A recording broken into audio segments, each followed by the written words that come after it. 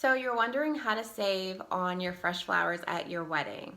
Well, today I'm going to talk about a few tips on how to do just that.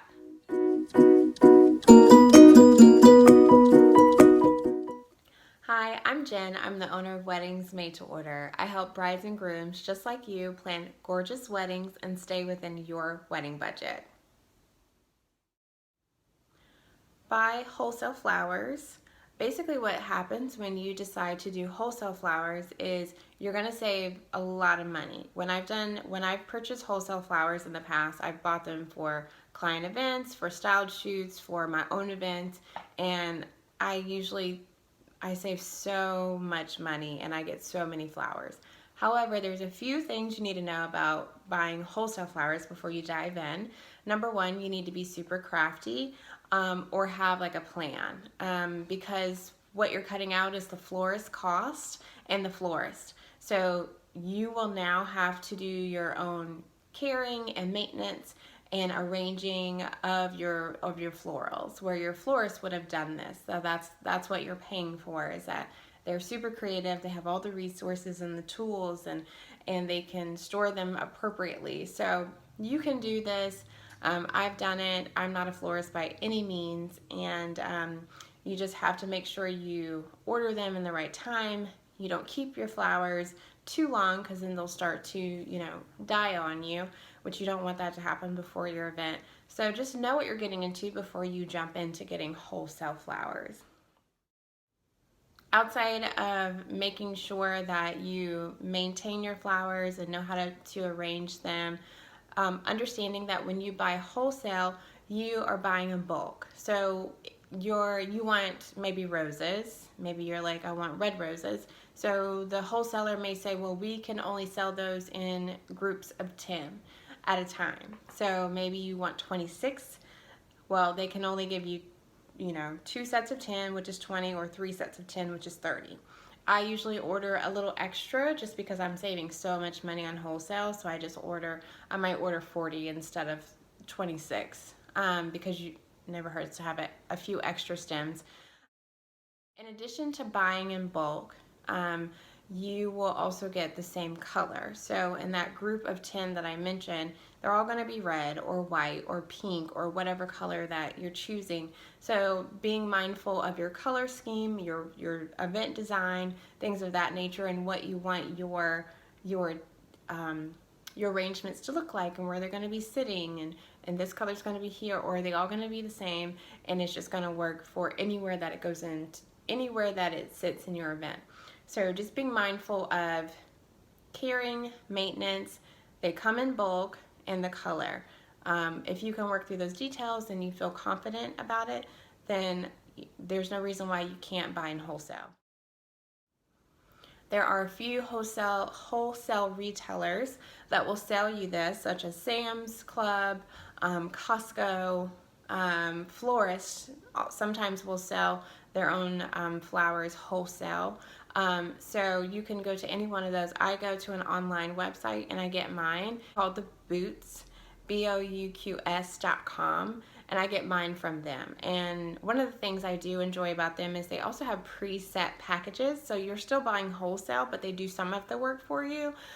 So if you are getting married and you want the luxury of wholesale, but you don't necessarily want to do all of the work, they have a nice hybrid service for someone like you. So it might be worth looking into.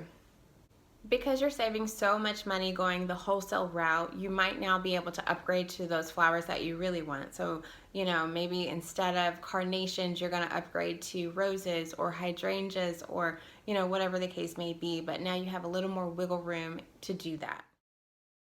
Another way to save on your flowers for your wedding day is just to simply have a conversation with your florist.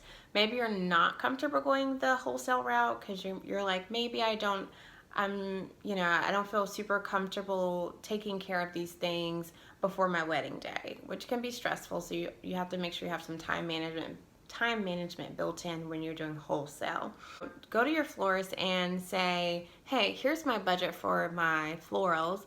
How can you help me? Here's my color, here's my design, this is what I'm thinking. What do you have that could potentially work within those parameters? I've worked with clients in the past that had these conversations with their florists because they didn't have a huge budget for fresh flowers, but they still wanted them at their wedding, but didn't want to have to deal with going the wholesale route and having to take care of them themselves, especially if you're getting married out of town. One of my clients worked with her florist, and what they came up with was that her wedding bouquet for herself and her bridesmaids would also act as a centerpiece. So once she got down the aisle, once they all got down the aisle and they were coming back and they were done with their photos during cocktail hour, then we took those flowers and we put them in the vases for the reception before everyone came in. So that was a nice, like, easy way to have fresh flowers and still save money and still work with a professional florist. However, she didn't have fresh flowers everywhere. So if you're a bride that's like, I need them everywhere, I absolutely love them, that's probably not the route you want to go. But if you just want it to be very simple, nice and clean and elegant, then that's a great way to get what you want, stay within budget, and still work with a professional florist at the same time. I know I'm talking about fresh flowers, but for those of you that are for artificial flowers, I just wanted to drop a quick line. If you absolutely do not like fresh flowers or you're on the fence about it, just the thing about artificial, they're super convenient, affordable, and flexible. I personally like fresh flowers, but when I'm working with a client, it's not about what I like. So if someone is opposed to fresh, then we always go with artificial. So what some of my clients have done in the past is they go somewhere like Michael's or Pier 1 and they wait for a holiday to buy their artificial flowers, so that way they can still get them on sale and they can do it over time. So if you're starting your wedding planning process in a reasonable amount of time, generally 9 to 12 months before the wedding day, then you have plenty of time to pick up a few stems here and there on sale every time a holiday rolls around, or if you can get a coupon. So like I said, one of my previous clients, she did that.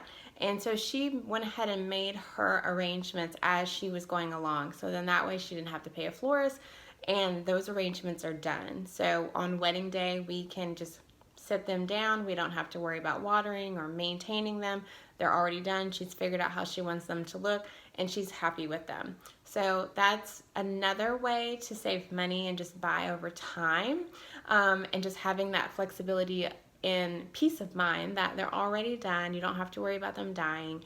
And on the day of, you can just sit them on your centerpieces or the table or wherever they're going to go, and it's a done deal. So I leave you with the question, how are you saving money on your floral arrangements for your wedding day? If you enjoyed this video, learning about wedding budgets and how to save for your wedding planning process, make sure you subscribe to this channel as I post videos twice a week all about wedding budgets and how to save money.